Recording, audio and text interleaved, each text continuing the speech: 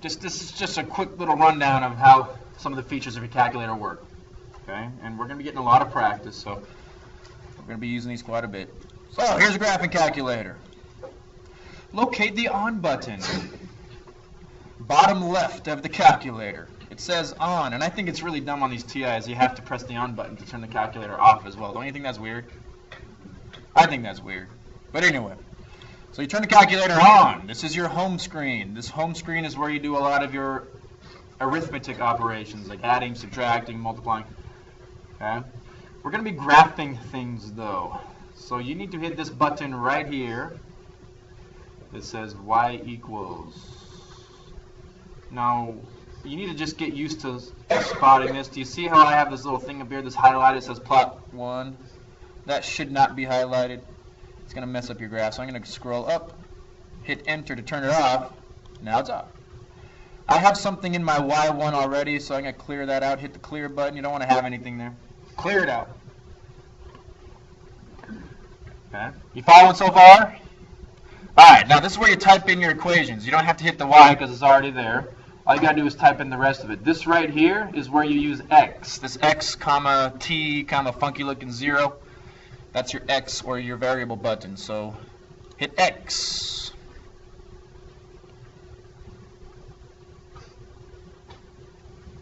Now we've got to put on an exponent of 4. Right underneath the clear button is that funny looking upward arrow. That's called the caret button. I don't know why they call it caret, but they call it caret. So if you hit that, now depending on how new your calculator is, yours might not have this feature where it gives you a little teeny number to put in. Yours might look, yours might just say X and then it gives you that little thing there, and that's okay, just put a 4 there. It means the same thing. So anyway, so X to the 4th. Now if you do have this little cool exponent feature, you got to scroll back over so you can continue to type in minus X, and then use that caret button again and type in an exponent of 3. Scroll back over to the right. Minus 12X. And all of the calculators have a cool squared button. You don't have to use the caret button. The squared button is on the left side, right smack dab in the middle. That's where you get an exponent of 2. So that's how you type in equations, polynomials. You can type in anything there pretty much. Before you hit graph, which is located at the far right of the top row of buttons, before you hit that, you need to hit this button that says window. This is really, really important that you understand how the window feature works. Okay, and I've got a funky window. I got to change this, but let me try to explain how this window thing works. Let me get a blank screen here.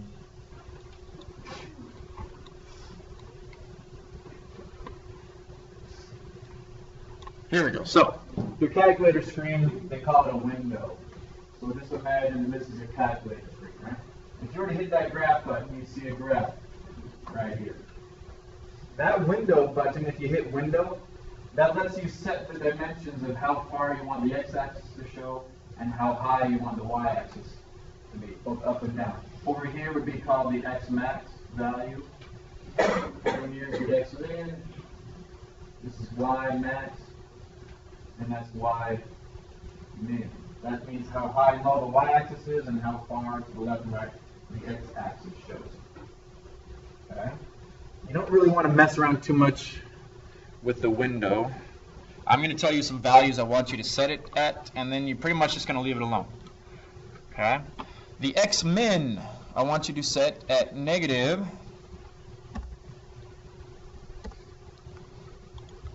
23.5. The x-max I want you to set at positive 23.5. And let's see, does anybody have a TI-84 color screen?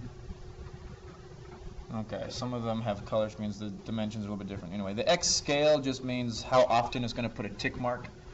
So if you have it set at 1, it's going to put a tick mark every 1 unit. Not super important. All right, go down to the y-min. I want you to put that at negative 15.5. and set the y max at positive 15 and a half. So really all that means is how far to the right is my graph going to show on the x-axis? Look at the numbers there. How far to the right is going to go?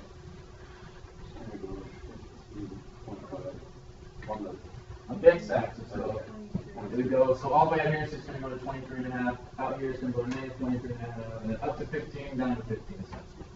Okay? Those aren't just random numbers. It has to do with the numbers of pixels across your screen and vertically on the screen. So now that you type that in, you can hit the graph button.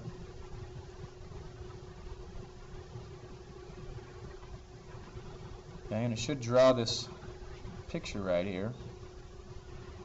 Okay.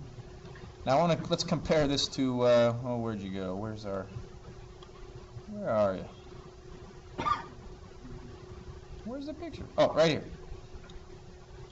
So this is kind of how we drew it on the quiz. This is what it actually looks like. Okay. And I know we're just learning how to use these calculators, but it's something you need to realize here. Does my screen go down far enough to see where the graph actually, how far down the graph actually goes? I didn't put it down far enough, did I? How do I fix that? How do I make the graph go a little bit lower so I can actually see those turning points? Go to Window. Which value? I don't want you to change everything, especially the x max and the x min. Those are the two important numbers. But which one of these am I going to change to go down farther? The y minimum. Let's go down to, I don't know, let's go down to negative 40. Let's see if that's far enough. Go down to negative 40 on the y min. Hit graph again. Well, it's low enough for one of those, not quite low enough for the other. Yeah. Negative 55, all right. So we're going to go back into Window, go down to negative 55. And now we'll graph it. Yeah, that looks pretty nice. Okay. So let's talk about the those two words, relative maximum, relative minimum. You learned a little bit about this last year in secondary too. What's this kind of a graph called? Parabola, right? What's this little guy down here at the bottom called? There's a V, somebody said it. Vertex. This is the lowest point on the graph, right? So this would be called the minimum. You probably, I hope you use that word after minimum. What if I turn it upside down? Now what's the vertex called? That will be a maximum. That's not too hard to understand, right? Hopefully not too hard to understand. But we're dealing with graphs that have a bunch of turning points. They go up, down, like a third degree graph right here. Okay? Is this point right here the highest point ever on the entire graph? No. But if I'm just looking at this portion of the graph right there, just that region, isn't that the highest point in that region of the graph? That's called a relative. That's called a relative max. Why is it called a relative max? Well, relative to just that portion of the graph is the highest point in that region. Following? So what would you call this little guy down here then? Relative minimum. That would be a relative minimum. So sometimes you have what's called a global maximum, where it is the highest point ever, like this vertex. If not, it's called a relative max, or a relative min. That's what we're trying to find here. Are these relative minimums, relative maximums? Okay. We all right so far? So go back to the graph on your graphing calculator. And do you see where my finger's pointing right there? That little point down there. What would you call that? Relative minimum, right? Because in that portion of the graph, that's the lowest point down there. Now, we can get a general idea of where it is, but we need to be... Here's how you can do kind of like a estimate. Hit the trace button right here. Trace, it says trace. And do you see how it gives you a little blinking cursor? You can move that to the left or to the right. I'm going to move it to the left. And it kind of moves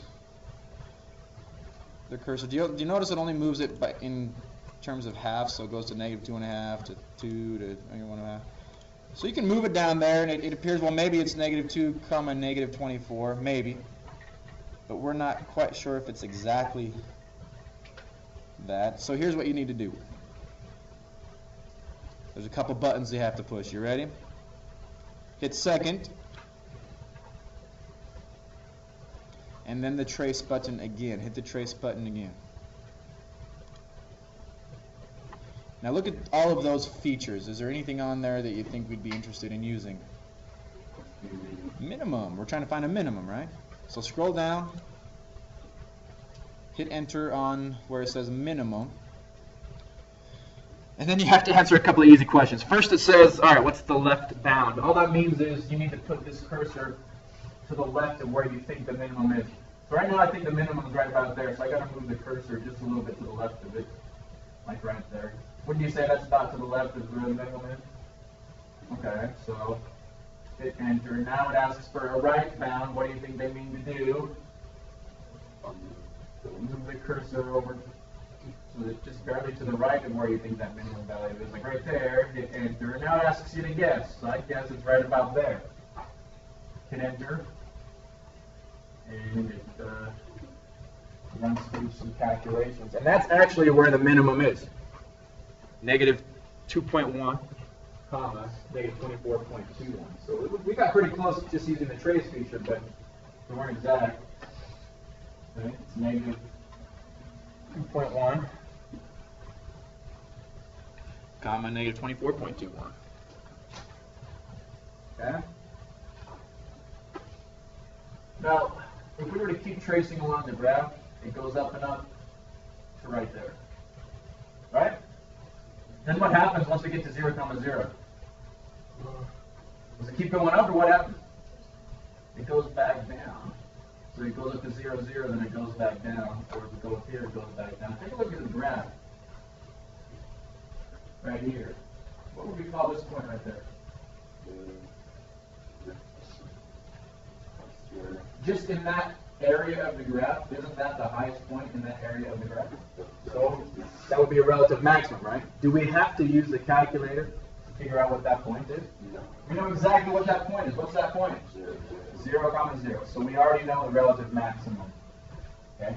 But there's another relative minimum on the other side of the graph over there. So let's go back to the calculator. You guys practice it. Those that have one at least. Okay? Let's see if you can come up with the exact. So just by using the trace feature, it looks like it's maybe 3, -54. See if you can go through those buttons you have to push. See if you can come up with the exact location.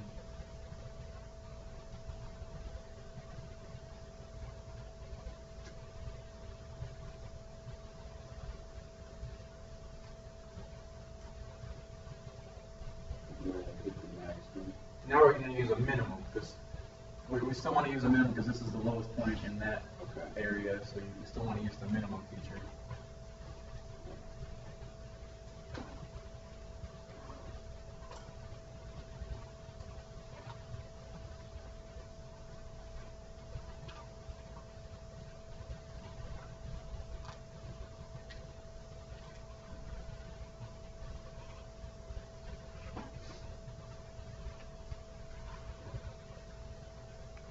The school still has plenty of graphing calculators just sitting waiting for students to rent.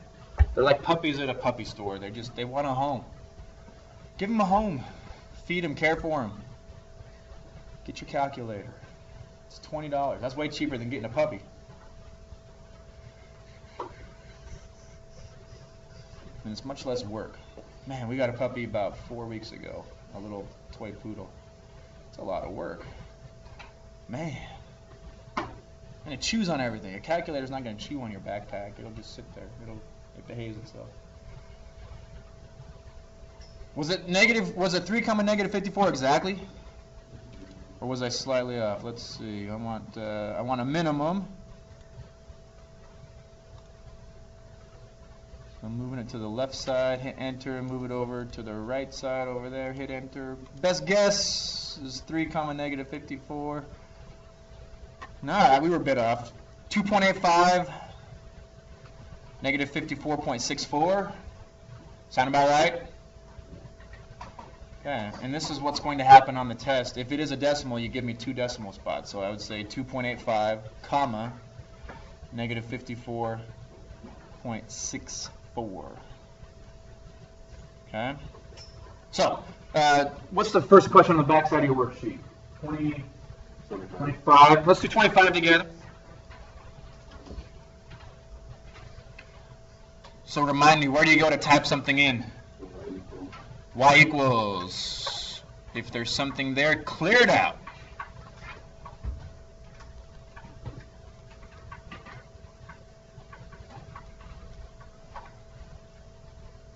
Okay. What's the equation?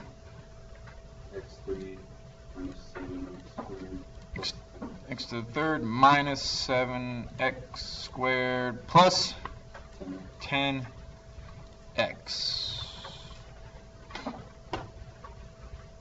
So I hit graph, and I'm not liking this window too much anymore. I'm going to go back and change. We don't have to go down quite as far to negative 55. Let's see if negative 15.5 would have done. So I'm going to go back to negative 15.5 on the window, hit graph. Is that low enough? Oh, it is. Looks like we got it.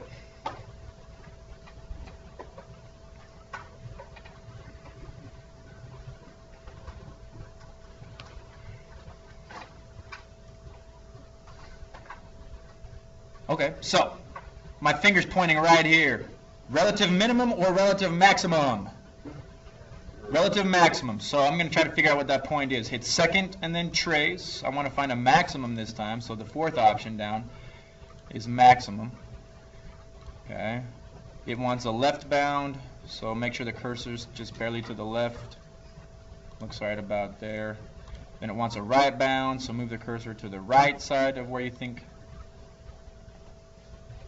it is, and then make your best guess. And according to the calculator, which is never wrong, calculators are wrong all the time. Can't always trust them, but this one seems about right. According to this, there's a maximum at 0.88, comma 4.06. My calculator's freaking out right now. Well, Maybe it is acting like a puppy.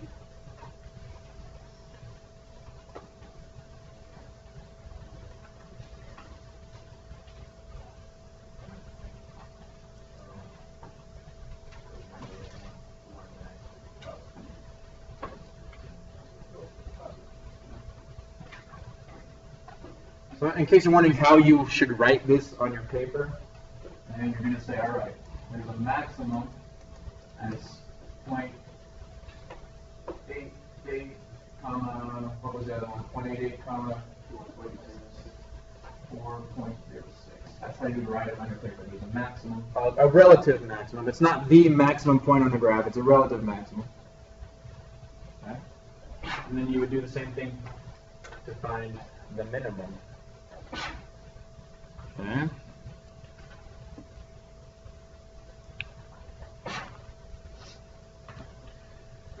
so I don't know if you didn't bring a calculator. I guess you could try to sit with somebody and share for right now, but it's not something you can do on a test. You can't share calculators.